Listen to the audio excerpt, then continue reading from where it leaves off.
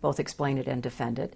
And I have a great team, Jim Steinberg, Jack Lew, Cheryl Mills, and everybody in the political side, and then these extremely professional Foreign Service and civil service people. So we are the implementers. There's no doubt about that. The White House cannot implement policy. But the partnership between the White House, the State Department, the Defense Department, and occasionally other, the intelligence departments, both the DNI and CIA, and then others coming in, is truly a team effort. And I think that the White House, in a complicated world with a government as big as ours, has to coordinate. I mean, that is one of its principal roles. And I think the NSC is really growing into an understanding of how best to fulfill its role. It cannot implement, it cannot execute, and you need very good, solid relationships with the rest of the government to make sure that your policies and the direction you want to set are actually followed up on. So when it comes to making policy, I think that we've had such a seamless, ongoing dialogue about everything that I've been around Washington long enough, unfortunately, to know that there will always be people who want to take credit wherever they are, or who want to, try to take advantage over somebody's disadvantage. But there's been so little of that, and instead, it's a really serious professional operation. On Iran, there are a number of people, as you know, who argue that the president and you were too slow to condemn what seems to have been fraud in the elections, too slow to offer support to people on the ground, because you wanted to preserve the option of negotiating with Iran. Can you really negotiate with Iran at this point? I understand in general one negotiates with all kinds of regimes, but practically speaking, right now, with Ahmadinejad having been inaugurated in a very disputed atmosphere, won't you be legitimizing him if you negotiate with him? We did not want to get between the legitimate protests and demonstrations of the Iranian people and the leadership. And we knew that if we stepped in too soon, too hard, the attention might very well shift, and the leadership would try to use us to unify the country against the protesters.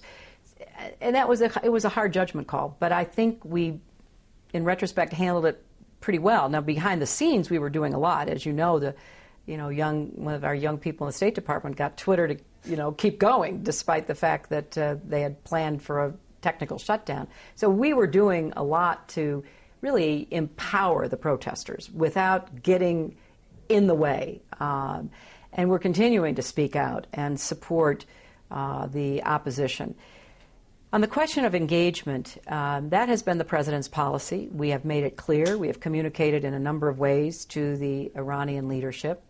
But we are under no illusions. We were under no illusions before their elections that we can get the kind of engagement we're seeking. The president has also said, look, we need to take stock of this in September. If there is a response, it needs to be on a fast track. We're not going to keep the window open forever. But we're not just sitting here waiting for somebody in Iran to say, well, let's talk. We are working with our allies to make the case that we need to have prepared a very robust set of sanctions that we can get the international community to sign off on, the way we did with North Korea. We're also, though, looking at an incentive package. We've got to be able to say to the Iranians, well, here's what's in it for you if you get back into the good graces of the international community on your nuclear program, you forswear nuclear weapons, you take appropriate safeguards regarding any kind of civil nuclear program.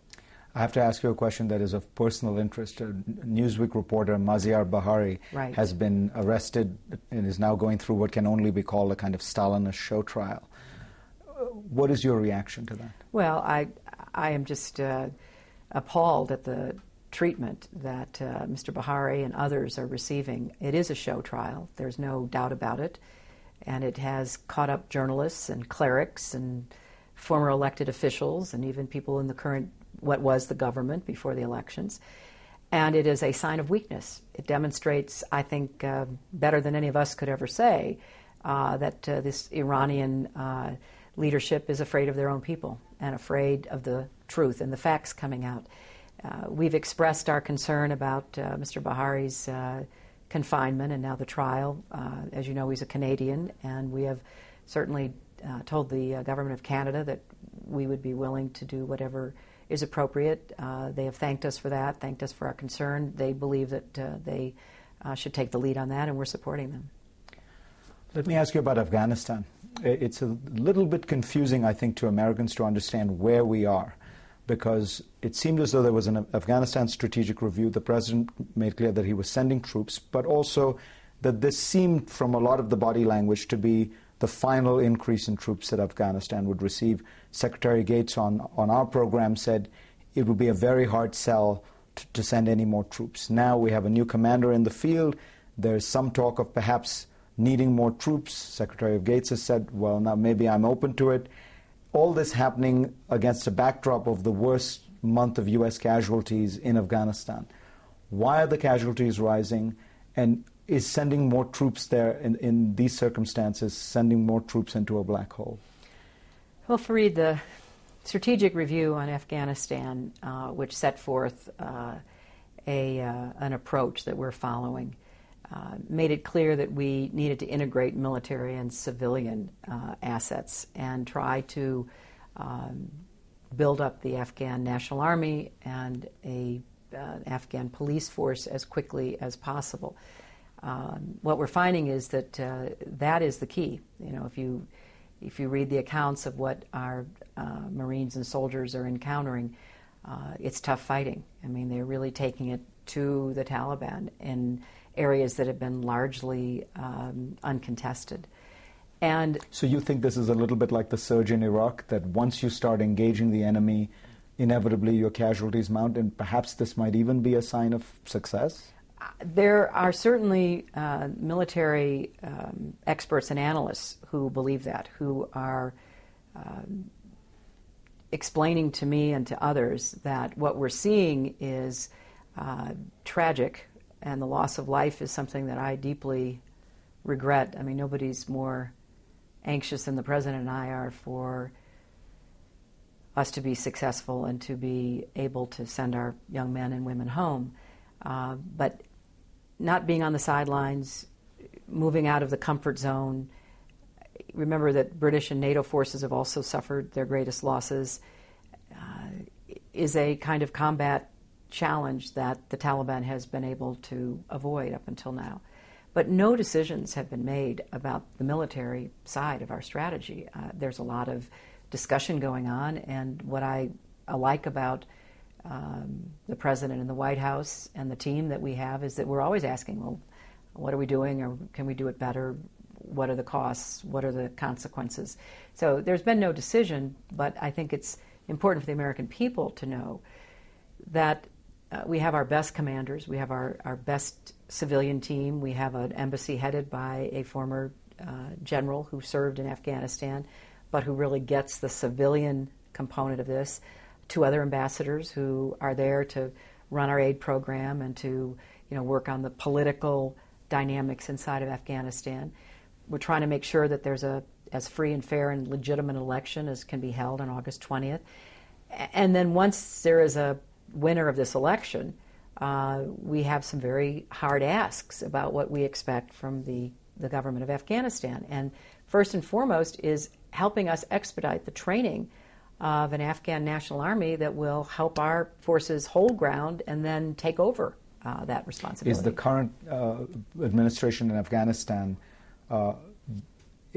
being a useful partner, both in terms of trying to do this stuff and actually getting it done? Or could one potentially see a change in administration in Afghanistan as a good thing? Well, we're actively impartial in what's going on in Afghanistan in terms of the election. I think it's surprised people that this has turned into a real election. There are campaign rallies, there's radio and television advertising. I think the incumbent, obviously, as incumbents do, has an advantage, but very vigorous campaigns are being run by several contestants. So